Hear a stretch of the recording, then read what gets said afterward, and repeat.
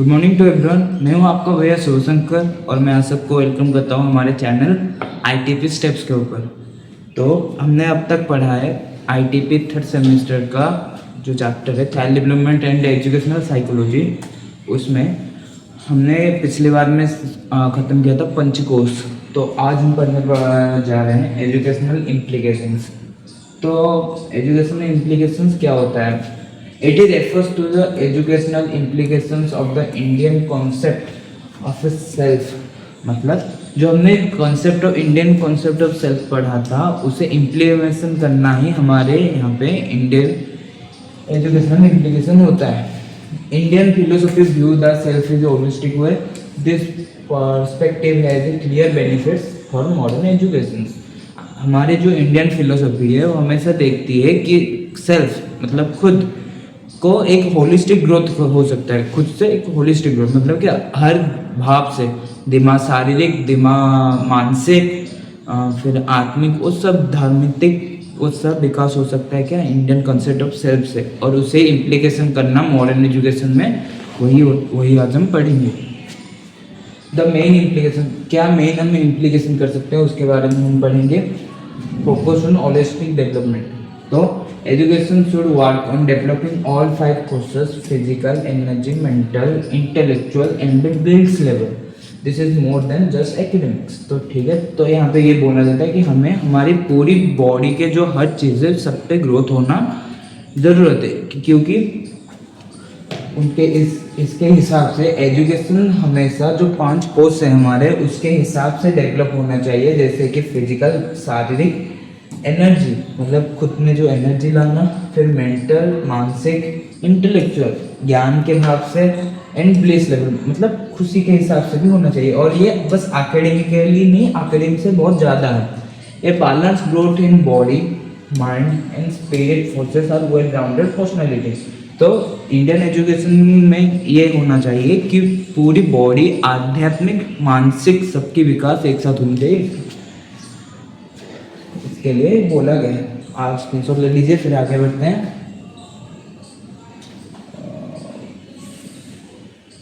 तो फिर हमारा विकास होलिस्टिक डेवलपमेंट के बाद हमारा डेवलपमेंट होगा माइंड ट्रेनिंग मतलब हमारे मन की ट्रेनिंग करना। तो इसमें क्या होता है? Teaching student to concentrate, focus and control their emotion through meditation and mindfulness. हमें क्या करना चाहिए? जो स्टूडेंट्स को ये बताना चाहिए कि उन्हें ध्यान, ज्ञान, फिर कंसंट्रेशन रखना चाहिए, फोकस रखना चाहिए, ताकि उनकी जो इमोशन को वो आराम से कंट्रोल कर सके। फिर activities like yoga, waiting, exercise and art can help manage anxiety and boost learning. तो ये सब भी हम कर सकते हैं। योगा कर सकते हैं, फिर एक्सरसाइज कर सकते हैं, या फिर आर्ट भी कर सकते हैं, जिससे कि क्या हमारे जो एंग्जाइटी है, हमें जो अब आपको पता होगा जब ज़्यादा पढ़ते हैं आपको थकान आती है, आपको पढ़ने की मन नहीं करता ज़्यादा, तो उसी को दबाने में ये सब हेल्प करते हैं हमें। फिर इंटेलेक्ट डेवलपमेंट मतलब हमारी बुद्धि का विकास। Encourage critical thinking, decision making instead of memorisation. हमारी जो आजकल की चलती है कि आप बस रट लो फिर कर लो, वो मत करके हमारे बच्चों को क्रिटिकल थिंकिंग की ओर लेना चाहिए। मतलब प्रॉब्लम सॉल्व करनी चाहिए। ऐसा नहीं कि बस आप अगर एक मैथ में एक थ्योरम पढ़ा रहे हो तो बस उस थ्योरम को रट के लिखना होगा, नहीं, उस थ्योरम को यूज करके कुछ सॉल्यूशंस निकले, ऐसा कुछ आपको देना पड़ेगा उन्हें। फिर introduce problem solving task, debates, ethical education for better understanding and judgement.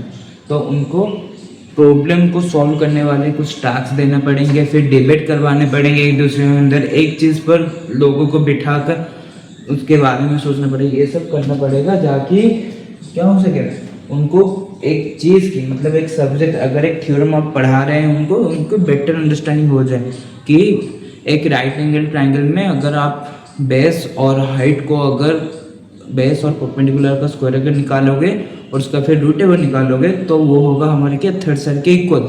ये उनको समझाना पड़ेगा अच्छे से, ना कि बस रट के लिखना है, ऐसा नहीं। फिर स्ट्रेंथनिंग मेमोरी, हमारी जो स्मृति है, मेमोरी है, उसे स्ट्रेंथ करना है। क्या कैसे करेंगे वो? Use technique like repetition, visualisation and story telling to improve memory retention. तो हमें क्या करना पड़ेगा? उनको एक चीज़ को बार बार समझाना पड़ेगा।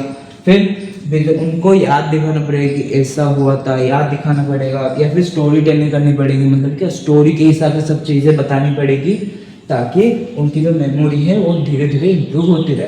फिर link lessons to real life experience in that knowledge last longer, और अगर हमने एक लेसन को एक रियल लाइफ के साथ समझा दिया तो वो क्या होंगे, उनकी मेमोरी उसमें ज़्यादा देर तक रहेगी। जैसे कि हमने वही राइट एंगल ट्रायंगल के हिसाब से अगर हम ले लें पाइथागोरस थ्योरम के हिसाब से, अगर हमने दो बिल्डिंग ऐसी रखी है जो एक स्ट्रेट है और उसके नीचे वाले को हमने मापा है, तो उसकी जो शैडो बनेगी वो किस एंगल में बनेगी हम निकाल सकते हैं। उस तरह के प्रॉब्लम सॉल्विंग के लिए हम उनकी मेमोरी को ज़्यादा अच्छे से बना पाएंगे। फिर आगे बढ़ते हैं। फिर पंचकोश विकास एंड करिकुलम, तो हमें क्या करना होगा, फिर जो पंच विकास है, जो पंच कोश है, उनको करिकुलम में ऐड करना पड़ेगा। जैसे अन्य कोश, उसमें क्या करना पड़ेगा, art, physical education, sports and health awareness. तो जैसे क्योंकि हमारी अन्य कोश हमेशा हमारी बॉडी के ऊपर निर्भर करती है, मतलब हमारी ग्रोथ बॉडी के ऊपर निर्भर करती है, तो हमें क्या हमारी करिकुलम में फिजिकल एजुकेशन और जो फिजिकली जो अवेयरनेस है कि कैसी डाइट लेनी चाहिए, क्या खाना चाहिए, क्या नहीं खाना चाहिए, वो सब उनको सिखाना पड़ेगा। फिर pranayama course, teach breathing exercise, relaxation, yoga, energy balance, तो हमें उन्हें योगा, फिर ब्रीथिंग टेक्निक यूज, वो जो सब होती है एक्सरसाइज जो कि हमारी जो एनर्जी को मेंटेन कर रखे बहुत लंबे समय तक और बहुत अच्छे से, उसके बारे में उनको बताना पड़ेगा। फिर मोनमेंट course includes counselling, emotional intelligence training and value based education. ठीक है। फिर हमारी माइंड में जो मेमोरी है हमें उसे बढ़ाने के लिए हमें क्या करना पड़ेगा कि उनको काउंसलिंग देनी पड़ेगी। ठीक है। फिर उनको इमोशनल मतलब उनको इमोशनली हेल्प करना पड़ेगा। फिर वैल्यू बेस्ड एजुकेशन उनको देना पड़ेगा। फिर आएगा विजन में कोर्स, इसमें क्या foster reasoning skills, self reflection and advance thinking, उनको अच्छे से क्या मतलब एक चीज़ कारण को, किसी चीज़ के कारण को ढूंढने में उनकी मदद करनी पड़ेगी। फिर क्या करना पड़ेगा, उनको अपने जो क्वेश्चन को सॉल्व करते हैं कहाँ पे गलती हुई उसके बारे में उनको बताना पड़ेगा। फिर क्या एडवांस थिंकिंग, उनको ऐसा क्वेश्चन या फिर ऐसी सब चीज़ें सिखानी पड़ेगी जिससे कि वो आगे की ओर सोचे और ज़्यादा मतलब अच्छी चीज़ें सोचे, उस तरह उनको बताना पड़ेगा। फिर Anand course encourage spiritual values, self awareness and joy in learning, उनको धार्मिक विकास करना पड़ेगा। उनको ऐसा परिवेश रखना पड़ेगा कि उनको पढ़ने में मज़ा आए, उस तरह का परिवेश हमें करना पड़ेगा। फिर value based and experiential learning, value based education should link in knowledge to ethics and personal growth. ठीक है। तो एजुकेशन हमेशा ऐसी होनी चाहिए जिसमें कि क्या एक बच्चे की पर्सनल ग्रोथ भी होनी चाहिए। फिर field trips, meditation lessons and group activities से प्रमोट सेल्फ डिस्कवरी, जब हम उनको मेडिटेशन करवाते हैं या फिर क्या ग्रुप स्टडी में लेके जाते हैं या फिर फील्ड ट्रिप में लेते, तो उनको पता लगता है किस चीज़ में अच्छे है, क्या उनको पसंद है, वो किस चीज़ में अपने आप को ध्यान देना चाहिए, वो सब उनको करते हैं आराम से। फिर आगे बढ़ते हैं, आप स्क्रीनशॉट ले लीजिए। फिर हम आगे बढ़ते हैं। फिर आएगा लाइफ लॉन्ग लर्निंग ओरिएंटेशन। तो लाइफ लॉन्ग लर्निंग ओरिएंटेशन क्या होता है, understanding the self encourage student to be become self motivated learners. ठीक है। तो जो स्टूडेंट अपने आप से कुछ नई चीज़ें स्टार्ट करते हैं उनको ये हेल्प करते हैं कि भाई उनको एनकरेज करते हैं कि क्या वो जो सब चीज़ें होते हैं जो नए नए उन शुरू करते हैं या फिर जो शुरू करने जा रहे हैं उनको मोटिवेट करना होता है। Relations, adaptability and sense of purpose. इससे क्या होता है, ठीक है, वो अपने चारों तरफ में आराम से घुल सकते हैं, वो अपने आप को संभाल सकते हैं, मुश्किल सिचुएशंस में अपने आप को संभाल सकते हैं। और क्या एक प्रपोज आता है उनके लाइफ में। फिर हमारा ये ख़त्म हुआ, हम लास्ट में जाएंगे जो कि है कंक्लूजन। तो इसके साथ हमारी पहली यूनिट खत्म होने जा रही है। तो कंक्लूजन क्या होता है, incorporating in this Indian concept of self include education promotes integrated personality development. This leads to the strong bodies, calm minds, sharp intelligence, stable emotion and inner happiness.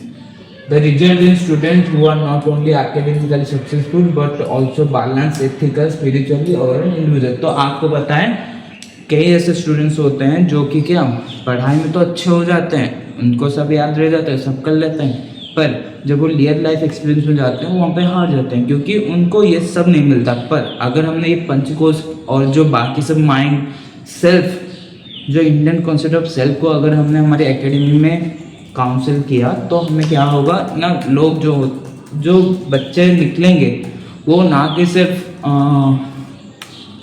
बस मतलब आप देख लीजिए, वो ना कि सिर्फ पढ़ाई में अच्छे होंगे, बस वो फिजिकली हेल्थ होंगे, अपने स्पिरिचुअली माइंड से स्ट्रॉन्ग होंगे कि भाई कुछ अगर बड़ी चीज़ उनके साथ होगी तो हार ना जाए।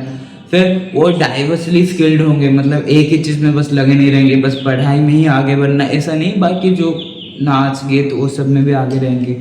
तो आई होप आपको ये बातें सब समझ में आई होगी। तो इसके साथ हमारी पहली यूनिट ख़त्म हो रही है। अगर आपको ये वीडियो पसंद आया तो लाइक कीजिए, सब्सक्राइब कीजिए और हो सके तो कमेंट कीजिए, जिससे हमें मोटिवेशन मिले। और अगर आपको नोट्स चाहिए तो आप हमारे व्हाट्सएप चैनल में ज्वाइन हो सकते हैं, व्हाट्सएप ग्रुप में ज्वाइन हो चुके हैं, उसका लिंक हमारे डिस्क्रिप्शन में होगा और वहाँ पे आपको फ्री नोट्स मिलेगा। Thank you.